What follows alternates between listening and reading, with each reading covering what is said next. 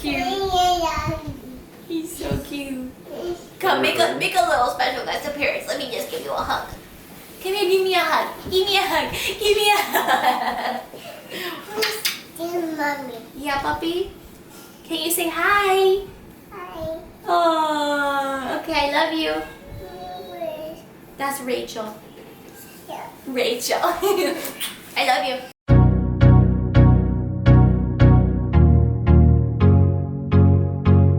What's up? Welcome to part 2 of things that I did not know about motherhood. So if you did not see part 1, check the link out. You can go ahead and click it and watch part 1, but let's jump into part 2. So, number 4 on things that I did not know about being a mom. Trust yourself. So, you know how like when you're a new mom, everyone gives you all those mommy books and everyone's like, Oh, read this article or read this or, look at these doctor studies and look what's up with the new thing. and whatever, all that crap. So I was bombarded. And mind you, I have a lot of people that love and care about me, which I'm super thankful for, but a lot of unsolicited opinions and tell all type of do this type of thing stories that I couldn't. It was so overwhelming. So when it came down to, being a mom with my kids, like I doubted everything. I freaking doubted everything. I was nervous. I was scared. I didn't know if I was doing things right. I was freaking out. Am I feeding them too much, too little? Like, girl, you name it. That's what I was going through. So one thing that someone told me, and I think it was a couple of months into Amelia being born, because I was going through it. They said, literally, you are the only one. Oh, it was my lactation consultant. Oh, shout out to the lactation consultant at Broward Health. She was the bomb. So she told me, she's like, you are the only one who is going to know your baby the best. You know when something's wrong, you know when something's right, you know when something's a little off, you know when they're tired, when they're hungry, you are going to know. And when she told me that, I was like, I just had the biggest sigh of relief, because it meant to just trust yourself and trust that intuition that you are a good mom, that you do know your kid and you do know when something's wrong.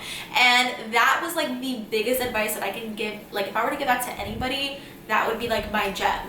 You will know what is wrong and you will know your kid best out of anybody. Yes, anybody. Now, that doesn't mean not to take the opinions of people who have been experienced in motherhood and, have all of the science and facts about, what may happen. But at the end of the day, trust your gut. Your gut, I promise you, is almost 100% right. And my gut has saved my kids in many situations, because my son struggles with severe allergies. He got sick a lot. Amelia got sick a lot. It was crazy with them. But because I trusted in my gut, they were always safe. So that is number 4. Now, moving on to number 5. Whew. The doctors aren't always right. I said it. The doctors aren't always right, guys. So let me tell you, Gianluca, Amelia was the easy child. She was the easy child. Gianluca has struggled with severe dermatitis and eczema. So if you don't know what that is, it's the rashes around the skin, bumps, and he had it all over his cheeks and his face, guys, since he was 3 months old. Patches on his body, and as he got older, now he's about to be 2 in July, literally he started scratching so bad, hey guys, it got terrible. And so I had taken him to the doctors numerous amount of times, what's going on with my child, what can I do about this, I swear he has allergies, how can I find out about the allergies? And I was always shorted. I was always shorted with answers. I was always given antibiotic after antibiotic after antibiotic, nothing that was actually solving the problem. And so that was so frustrating to me as a mother, because I saw my son struggle.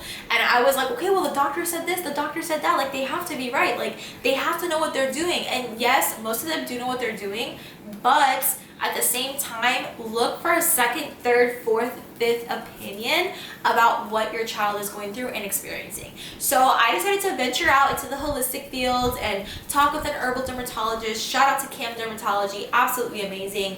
But I learned so much more about the inner workings of how he is feeling, what his body is experiencing, and what has contributed to his eczema for me to make an impact and change that. So if you feel like something is off with what your doctor is telling you, go ask another doctor, go ask another, professional, go ask. Do not just stick to that one thing, because believe me, I've had my fair share of them being wrong and me having to figure out something else. So that is number 5.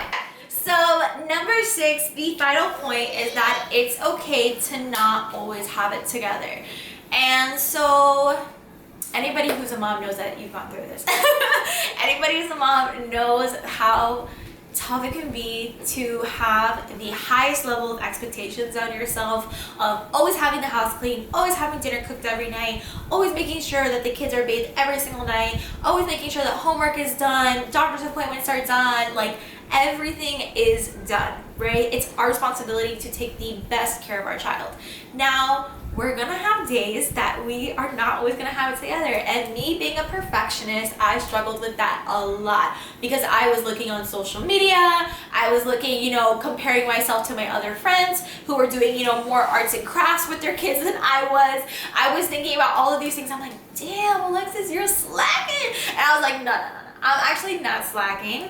I am just different, and I'm a different type of mom, and I need to figure out my rhythm of things. I'm not always going to be able to go 100 every single day. It's just not going to happen. And I think once I came to terms with that, I just felt a lot better with where I was and what I was offering my kids, because at the end of the day, I'm a present mom. That is always my goal. My goal is to always be a present mom, because I feel like if over anything, if I can't give them like the nicest things, or if I can't, all those materialistic things, if I can't do it, at least I'm present. And I feel like that's like the biggest thing, because as anyone knows, it's hard being a mom. It's really hard. So you're not always gonna have it together, and that is okay. We need to make it okay that you're not always gonna have it together, showing that motherhood is a very real and raw thing, and it changes every single day, all the time. There's something new coming out every day about kids, about things you can do, what they can learn. I don't know, it's hard to keep up. Honestly, it's hard to keep up, but no matter what, it is possible for you to push forward and push through even in your toughest days. So I'm here to let you know that it's okay to not always be okay. And if you're not okay, again, like in my first video I said, reach out to somebody, talk with somebody. It's okay to admit to the wrongdoings that you're struggling with, and the things that you're trying to get through. If you don't talk about it, you're never going to be able to fix it. And that was something that I had to learn, because that takes a deep level of vulnerability to kind of express the things that you're struggling with, especially being a mom, because again, we think we're always supposed to have it together, and we're not. So I just want to remind you that that's something that I learned, and I hope that you can take in, because it's not always easy, and that is okay. So just to recap my points, my final points: number 4, trust yourself. Number 5, the doctors are not always right. Look for a 3rd, 4th, 5th, 6th opinion if something feels wrong in your gut. And number 6, it's okay to not always have it together. It's totally fine. So thank you guys so much for watching. Be sure to subscribe, and I hope that this was helpful for all my mommies out there who were struggling and maybe didn't know about this stuff. So thank you guys so much. Have a great day.